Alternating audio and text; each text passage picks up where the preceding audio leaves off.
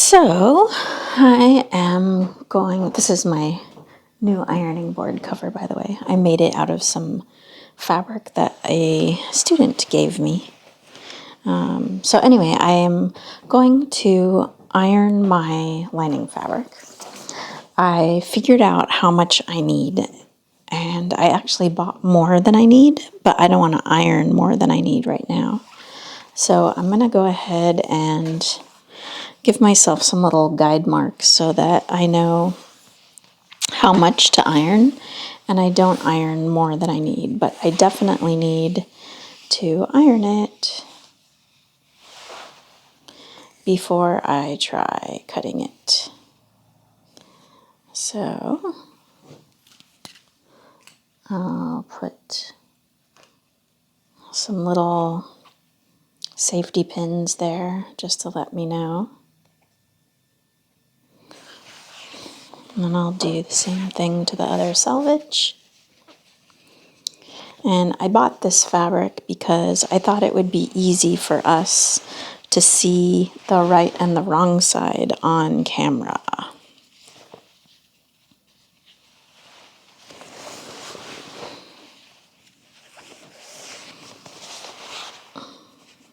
Okay, so I'll put a little pin to mark that side. And then, so now I know how much I need to iron, and I won't iron any more than I need. Now I just have to figure out how to set my iron so that it gets these wrinkles out. So I have it on low.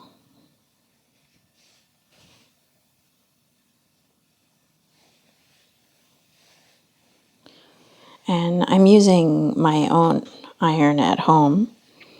So I cleaned the bottom so that I'm sure that I'm not going to get any goo on my fabric.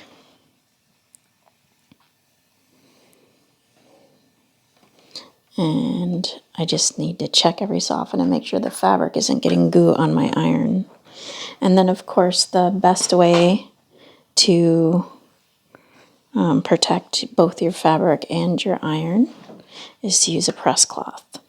So this seems to be working okay, but I wonder if I cranked it up another notch, if that would help get the wrinkles out faster. So I'm increasing the temperature on my iron, and I'm going to let it warm up to a little bit higher temperature. This is a synthetic fabric, so I also don't think that steam would help, but I might try that next. So it's warmed up. See if this helps.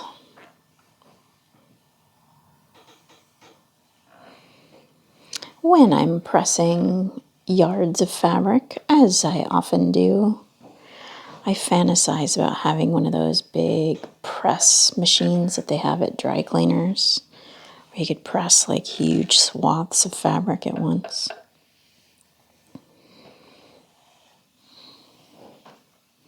So yeah, this higher temperature looks like it's working a little better.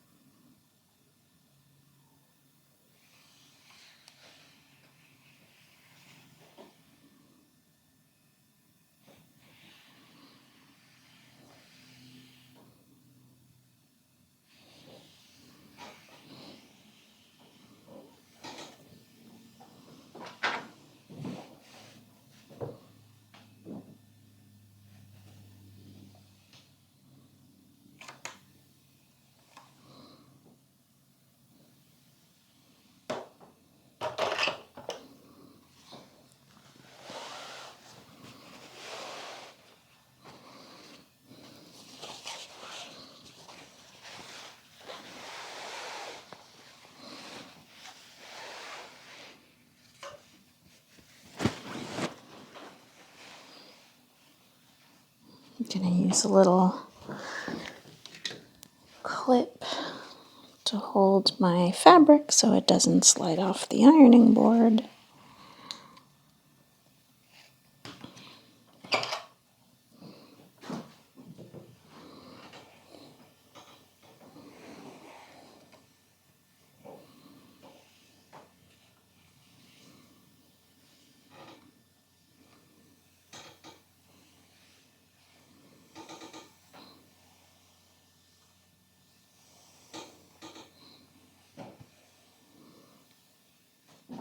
Okay, so that 18 inches looks good. Now we have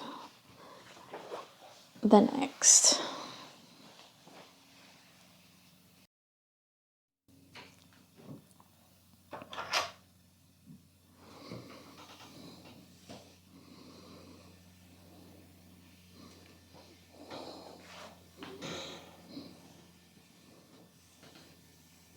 I'm ironing the wrong side for a few reasons. One of which is that on this fabric, the wrong side is white and solid, so it is easier for me to see if I have gotten the wrinkles out or not.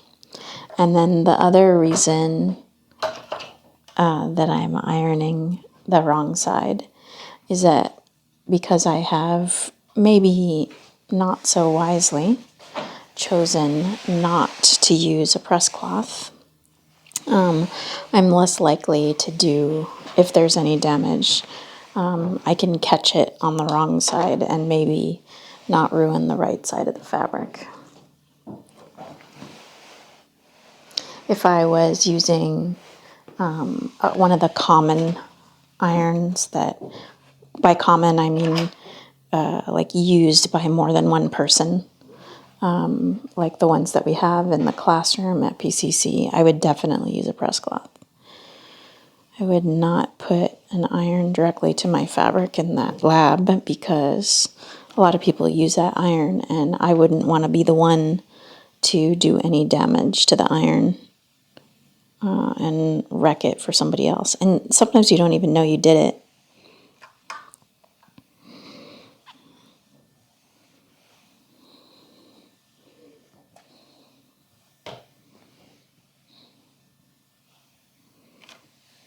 Okay, so another 18 inches down.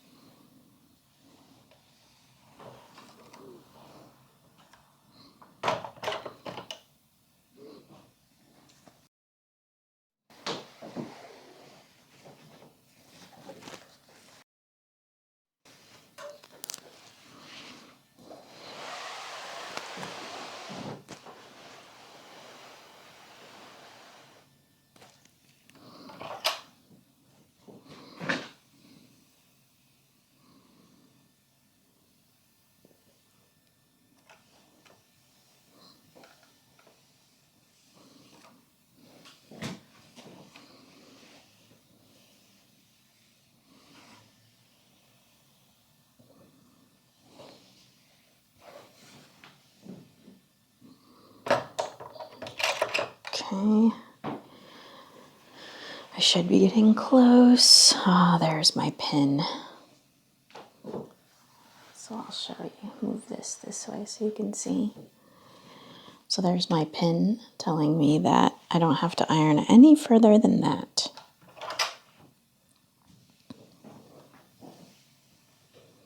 And I could have cut it off, like cut off the section that I need, but being that I have the extra fabric, I just thought I'll leave so that if I have any, like if I take less fabric, it's still attached to the length, which gives me more flexibility with what I can do with the remainder of this.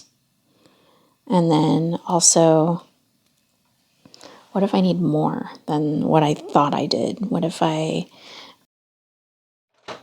planning like too quickly or thoughtlessly and I actually need just a little bit more? So I just left it attached.